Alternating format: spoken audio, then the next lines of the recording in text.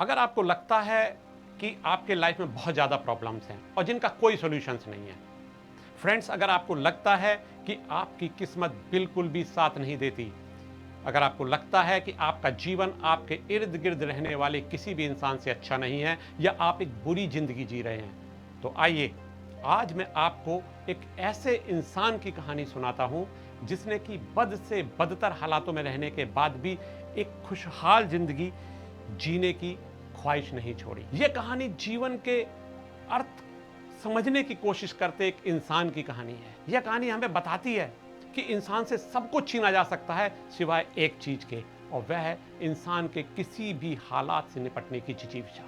Friends, मेरा नाम SK. Mishra है।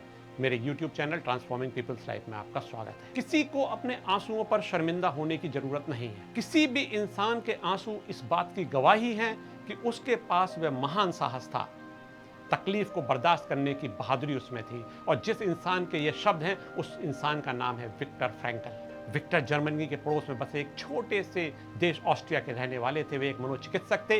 विक्टर फ्रैंकल को ऑस्ट्रिया के 3 मशहूर मनोचिकित्सक यानी साइकेट्रिस्ट में गिना जाता है, और उन्हें ऑस्ट्रिया की राजधानी वियना के मेडिकल स्कूल से निकले मनोचिकित्सक के सिद्धांत, जो 3 मुख्य सिद्धांत हैं, जिनमें से एक लोगोथेरेपी का जनक कहा जाता है। बाकी के 2 मनोचिकित्सक थे सिगमंड फ्राइड और अल्फ्रेड एडलर।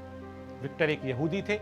उन्होंने वियना में ही पढ़ाई करके मनोविज्ञान के प्रोफेसर और डॉक्टर के तौर पर अपना कैरियर शुरू किया था। लेकिन जब द्वितीय विश्व युद्ध में 1942 में हिटलर ने ऑस्ट्रिया पर कब्जा कर लिया, तो अन्य यहूदियों के साथ उन्हें भी बंदी बनाकर यहूदियों के लिए बने खास नजरबंदी कैंप, यानी जिसको हम कंसंट्रेशन कैंप कहते हैं, में ले जाया गया। उनके माँ बाप, भाई और पत्नी सब अलग हो गए। इन सबको यहूदियों के लिए बनाए गए कंसंट्रेशन कैंप में बुरे हालात से गुजरना पड़ा। विक्टर के पिता की भूख और निमोनिया से मृत्यु हो गई। उनकी मां, उनके भाई को गैस चैम्बर में मार दिया गया, और विक्टर की पत्नी, जिनके साथ उन्होंने शादीशुदा जिंदगी के महज 9 महीने बिताए थे, उनकी भी नजरबंदी कैंप यानी कंसंट्रेशन कैंप में बीमारी से मृत्यु हो गई। आप सोच सकते हैं कितनी विकट परिस्थितियां थी विक्टर के सामने। विक्टर ने हिटलर के अलग अलग कंसंट्रेशन कैंप्स में 3 साल बिताए। इस दौरान उनका सब कुछ छीन लिया गया। उनकी पहली किताब जो वो लिख रहे थे, उसकी जो मैन्यूस्क्रिप्ट थी, नाजियों के हाथ लग गई, और उनके परिवार के लोग, उनकी हस्ती, उनकी किताब की मैन्यूस्क्रिप्ट सारे के सारे खत्म कर दिए गए। नजरबंदी शिविर में पहुंचकर विक्टर और उनके जैसे तमाम लोग महज हाड़ और मामूली मांस के इंसान बन गए थे। विकट परिस्थितियां थी। उन्होंने 3 वर्ष तक नरकीय जीवन जिया। कई बार वे मौत के बेहद करीब से भी गुजरे। बिना भरपेट खाए कई कई घंटों काम कर होलोकास्ट के लिए बनाए गए यहूदी यातना शिविरों, गैस चैम्बर्स, भयंकर ठंड, कंकाल बन चुके बदन के साथ घंटों सर्द मौसम में काम करते रहना, और फिर दिन के आखिर में रोटी का आधा टुकड़ा और पानी जैसा सूप। लेकिन विक्टर इन विषम परिस्थितियों में भी अपनी जिंदगी के सबसे अंधेरे दौर में भी जीवन के मकसद को तलाशा। आखिरकार जब दूसरे विश्व युद्ध में हिटलर की हार हुई, मित्र देशों की सेनाएं यातना शिविरों तक पहुंच गई, तो उन्हें इस नरक के जीवन से आजादी मिली। तब तक उनका शरीर कंकाल हो चुका था। कंसंट्रेशन कैंप से रिहा होने के बाद विक्टर ने बंदी गृह में बिताए अपने 3 साल के कठोर समय के अनुभवों को अपनी किताब मैन्स सर्च फॉर मीनिंग, यानी इंसान की जिंदगी के मायने की तलाश के जरिए साझा किया। विक्टर ने इस किताब में नाजी कंसंट्रेशन कैंप के अपने तजुर्बे और अपने साथियों के अनुभव को बयां किया है। विक्टर फ्रैंकल ने यह किताब महज 9 दिनों में लिख डाली।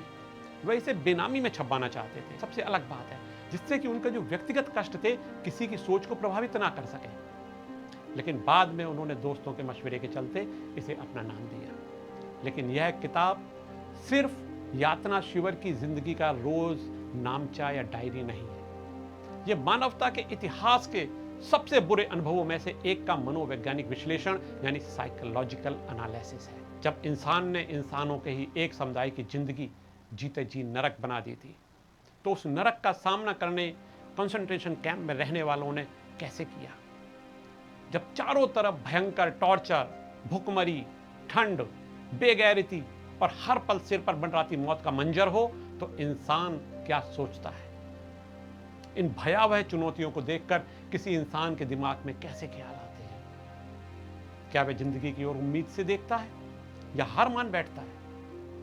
यह कहानी बताती है कि यातना शिविरों में कैद लोग जब जानवरों से भी बदतर जिंदगी जीने को मजबूर थे तो उनकी मानसिक स्थिति कैसी थी। वो बरसों की यातना के बाद भी जिंदा रहने की आग अपने भीतर जलाए रखे। वे ऐसा कैसे कर पाए? क्या हिटलर के बनाए उस जिंदा नर्क के भीतर भी जिंदगी के माने तलाशे जा सकते थे? जब लोगों के पास ना कपड़ा था, ना पेट भर खाना था, ना बीमारी में दवा मिलती थी, ना सामान था, ना सम्मान था, ना ही उनकी कोई पहचान थी, और अगर थी भी तो सिर्फ एक नंबर जिससे उन्हें पहचान। तब इंसान कैसे बरसों तक जीते थे? किताब की शुरुआत में ही विक्टर आपके जहन को झकझोर देते हैं जब वे पूछते हैं कि तुम्हारी जिंदगी का मकसद क्या है। विक्टर के अनुभव हमें यह बताते हैं कि जिंदगी का हर लम्हा चुनाव का होता है। आप क्या चुनते हैं? आप कैसा व्यवहार करते हैं? कैसा नजरिया रखते हैं? यही बातें आपकी किस्मत तय करती है। जैसा कि विक्टर फ्रैंकल बताते हैं कि जब वे पहले पोलैंड के बदनाम ऑश्विट्ज यातना शिविर में पहुंचते हैं, ऑश्विट्ज का मतलब कब्रिस्तान, तो वहीं पर किस्मत उनके सामने चुनाव का विकल्प रखती है। कैंप में पहुंचते ही सभी बंदियों को एक कतार में आगे बढ़ने को कहा गया।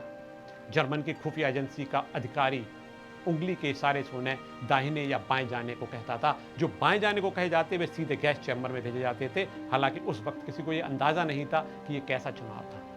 लेकिन उसी शाम जब विक्टर ने अपने एक दोस्त, अपने साथ वाले से, अपने दोस्त जिसे विक्टर के साथ पकड़ा गया था, वो आया था, के बारे में जानना चाहा, तो उसने बगल की चिमनी की ओर उठते धुएं को दिखाकर इशारा किया कि वो वहां है। विक्टर ने अंदाजा लगा लिया कि जो लोग स्वस्थ थे और काम करने लायक थे उन्हें दाईं ओर भेजा जाता था, वहीं जो एकदम निराश, हताश, कमजोर, बीमार दिखते थे उन्हें बाईं ओर भेजा जाता था और गैस चैम्बर्स में मार दिया जाता था। विक्टर ने भयंकर ठंड और बदन पर गर्म कपड़े ना होने के बावजूद भी उस आत्मविश्वास से उस एसएस ऑफिसर का सामना किया और वह सीधे गैस चैम्बर भेजे जाने से डर गए। हालांकि काम के दौरान भी उन्हें तिल तिल कर जीने के लम्हे गुजारे, लेकिन अपने एटीट्यूड से उन्होंने कैंप पहुंचते ही गैस चैम्बर यानी सीधे मार दिए जाने खतरा टाला था। विक्टर की यह किताब दो हिस्सों में है। एक तो कंसंट्रेशन कैंप में उनकी जिंदगी के अनुभव है, दूसरे हिस्से में उन्होंने लोगों के इलाज के अपने खास तरीके, लोगोथेरेपी के बारे में बताया है। मैन सर्च फॉर मीनिंग में विक्टर फ्रैंकल ने जिंदगी के मायने तलाशने के 3 तरीके बताए हैं। पहला तरीका है कोई काम करके या अपने लिए कोई काम तय करके। दूसरा तरीका है किसी अनुभव से या किसी परिस्थिति का सामना कर। और तीसरा है किसी ऐसे कष्ट के प्रति हम अपने रवैये से जिससे हम बच नहीं सकते। पहला विकल्प यानी कोई काम करके जिंदगी का मतलब तलाशने का, कि आप कोई उपलब्धि हासिल करें। वहीं दूसरे तरीके के तहत आप जिंदगी का कोई अनुभव, जैसे अच्छाई, सच, खूबसूरती, प्रकृति या संस्कृति का तजुर्बा या फिर किसी दूसरे इंसान के साथ का अनुभव, उससे प्यार करके करें। विक्टर ने सबसे ज्यादा जोर तीसरे तरीके यानी कष्ट बर्दाश्त करने को लेकर हमारे एटीट्यूड पर दिया है। वे मानते हैं कि जिंदगी को पूरी तरह जीने के लिए कष्ट सहना बहुत जरूरी है, क्योंकि तब भी हमें पता चलता है कि हम किसी मुश्किल का सामना कैसे करते हैं। वह इसके लिए अपने यातना शिविरों में अपनी जिंदगी की मिसाल देते हैं। जब भयानक मुश्किलों के बीच भी वह कभी अपनी पहली किताब लिखने या पत्नी से बात करने, मिलने की कल्पना करके भयंकर कष्ट के दौरान भी मुस्कुराने की वजह जिंदा रहने का मकसद तलाश लेते हैं। हर इंसान को जिंदगी में कई चुनौतियों का सामना करना पड़ता है, और विक्टर फ्रैंकल के इन अनुभवों से ना सिर्फ हम मुश्किलों से जूझने का साहस मिलेगा हमें, बल्कि जिंदगी जीने की एक नई रोशनी भी दिखाई देगी। फ्रेंड्स, अगर आपको ये मेरा वीडियो पसंद आया हो तो इसे लाइक करें, कमेंट करें, शेयर करें व नीचे दिए गए लिंक पर अपने इस YouTube चैनल को सब्सक्राइब करें। Transforming people's lives YouTube channel के वीडियो का उद्देश्य